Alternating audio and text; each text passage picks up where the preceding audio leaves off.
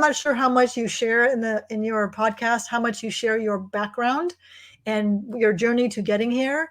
And I think it's really important because that just proves your, the trust factor. So for those who don't know, like your history, tell us about I know the history, but tell us about your path to how you got to here.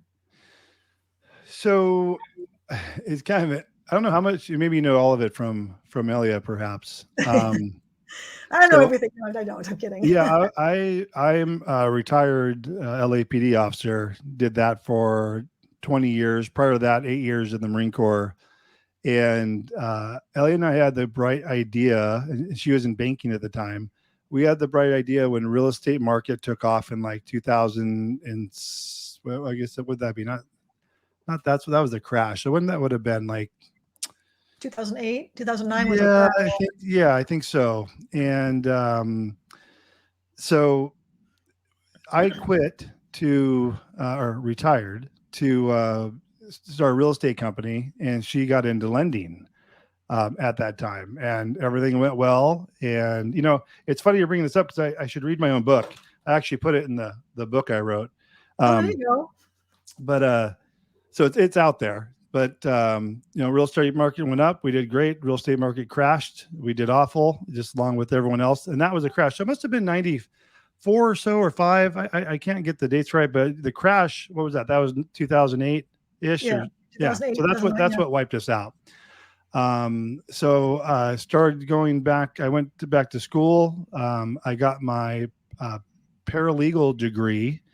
And then I started going to law school and got about six and at the same time going to law school, working for the Los Angeles Superior Court and interning as a law clerk for a local law firm out here in Santa Clarita.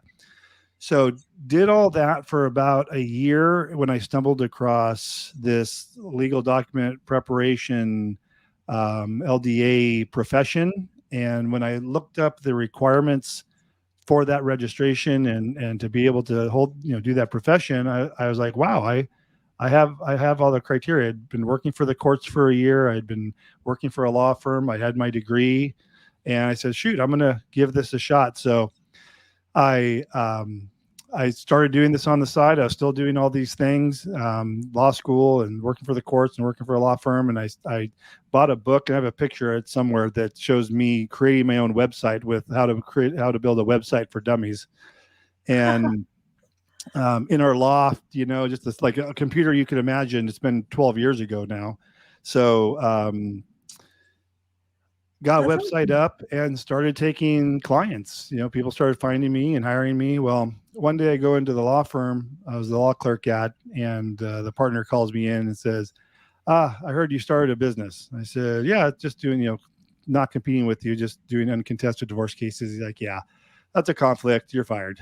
So seriously, yeah. I didn't know that. Yeah. So, so that catapulted me into a full-time legal document preparation arena, because I was hoping for a little bit of a ramp up, to get everything off the ground. But in the end, and we still talk once in a while. He refers clients to me. I refer clients to him. There's no bad blood there. But I think in the end, at the time, it felt like, oh, I just lost my income and I need to really make this work. But for the same reasons, that's what made me work harder to get this business off the ground. And with 6 months, we had, office employees and all that. So it just gave me that time instead of it being kind of a side hustle. It became a full-time job almost immediately. That's the cosmic boot that you needed. Exactly. Yeah. Exactly. Good for you. Well, I want people to know your law enforcement background and, your Marine background. I think, all that speaks to your character and your integrity.